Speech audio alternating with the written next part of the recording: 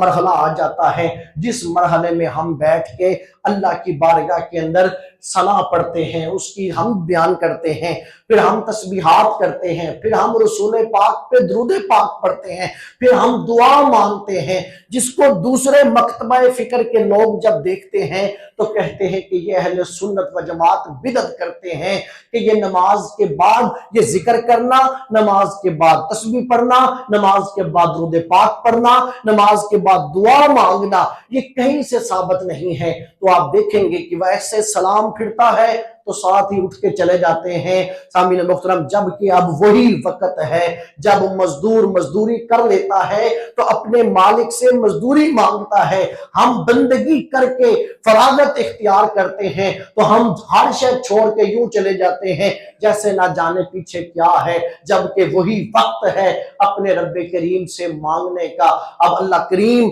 فرماتا ہے جو لوگ ہمیں بدعت کہتے ہیں، اس بات کے اوپر سنیے قرآن مجید فرقان حمید، قرآن کہتا ہے کہ وَإِذَا قَضَيْتُمُ الصَّلَاةَ، جس وقت نماز مکمل ہو جائے تو فَاذْكُرُوا اللَّهَ، اللہ کا ذکر کیا کرو۔ سامعین محترم، اب بتائیے یہ کون سی بدعت ہے کہ قرآن خود کہہ رہا ہے کہ جب نماز سے فارغ ہو جاؤ تو اللہ کا ذکر کیا کرو، ہم نماز سے فارغ ہو کے کلمہ طیبہ کا ذکر کرتے ہیں، اور پھر یہاں پہ حضور سے بہت سارے جو اذکار ہیں وہ منقول ہیں، لیکن ہم کلمہ طیبہ کا ذکر کرتے ہیں کہ کلمہ طیبہ وہ ذکر ہے کہ قرآن کہتا ہے کہ جس نے یہ کلمہ طیبہ پڑھا، مَثَلُ کَلِمَةٍ طَیِّبَةٍ کَشَجَرَةٍ طَیِّبَةٍ أَصْلُهَا ثَابِتٌ وَفَرْعُهَا فِي السَّمَاء، یہ ایسا کلمہ ہے جس کی شاخیں آسمان پہ ہیں اور جس کی جڑیں پاتال کے اندر ہیں، کہ اتنا تناور درخت ہے۔ حضرت شیر خدا سے حضرت کریم آقا علیہ السلام نے فرمایا، حضرت شیر خدا کہنے لگے آقا کوئی کلمات عطا کریں میں پڑھا کروں۔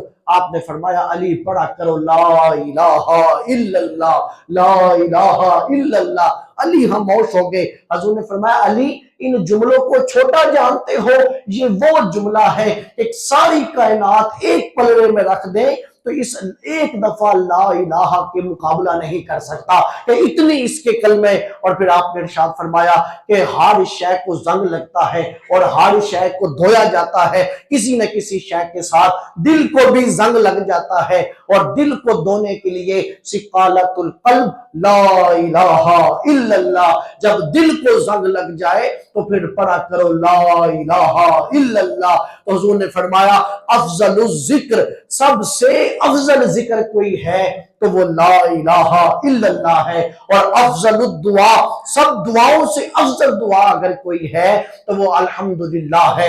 سامعین محترم، اس لیے ہم اس کلمہ طیبہ کا ذکر کرتے ہیں۔ پھر آ جاتی ہے بات تسبیحات کی، ہم تسبیح کرتے ہیں 33 بار سبحان اللہ، 33 بار الحمدللہ، 34 بار اللہ اکبر۔ دوستو آپ دیکھیے کیا یہ بدعت ہے؟ آئیے سنیے بخاری شریف کی حدیث پاک، کریم آقا علیہ السلام نے یہ ارشاد فرمایا، آپ نے فرمایا غریب لوگ، جو غریب صحابہ تھے وہ حضور کی بارگاہ میں حاضر ہوئے اور کہنے لگے کہ آقا یا رسول اللہ، یہ جو امیر لوگ ہیں یہ صدقے کرتے ہیں، زکوٰۃ دیتے ہیں، اللہ کے راستے میں مال دیتے ہیں، ہم تو ان کے درجے تک کبھی بھی نہیں پہنچ سکیں گے۔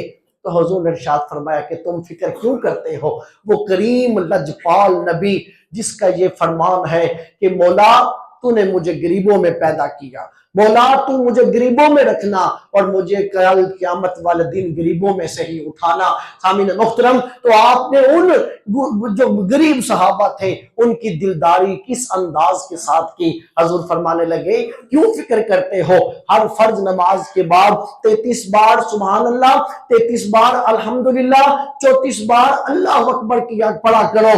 یہ وہ کلمات ہیں جب تم یہ پڑھو گے جتنا ثواب امیروں کو صدقہ کرنے کا ملتا ہے تمہیں یہ کلمات کرنے کا مل جائے گا، کہ صرف ان کلمات کے ذریعے جتنا وہ مال خرچ کر کے لیتے ہیں तुम ये कलिमात पढ़ोगे अल्लाह तुम्हें उतना ही सवाब अता कर देगा। दोस्तों कौन सी हदीस पाक? बुखारी की हदीस तय्यबा है। बताइए, हमें वो बिदअत कहते हैं, हम खामोश हो जाते हैं, जबकि ये करीमा का अलैहिस्सलाम का इरशाद गिरामी है। उसके बाद फिर क्या करते हैं? फिर उसके बाद हम दुरूद पाक पढ़ते हैं, अस्सलातु वस्सलामु अलैका या रसूलल्लाह व अला आलिका व अस्हाबिका या हबीबल्लाह।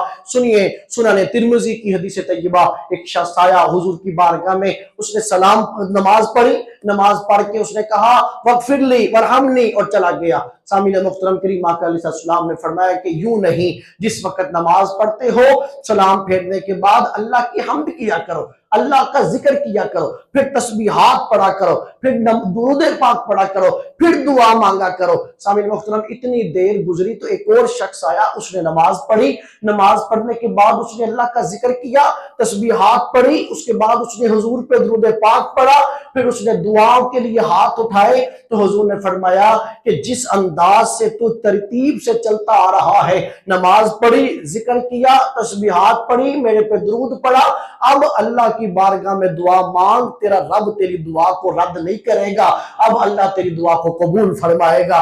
तो सामीन मुहतरम, ये सुनन तिर्मिज़ी की हदीस तय्यबा है कि जब तस्बीहात से फारिग हो जाओ तो फिर नमाज, फिर जो है वो दुरूद पाक पढ़ो, और उसके बाद दुरूद पाक के बाद फिर हम क्या करते हैं? हम हाथ उठा के अल्लाह की बारगाह में दुआ मांगते हैं। और दोस्तों दुआ, खालिक अर्ज़ो समा ने फरमाया कि उदू रब्बकुम तदर्रुअन व खुफिया, कि अपने रब की बारगाह में दुआएं करते रहा करो।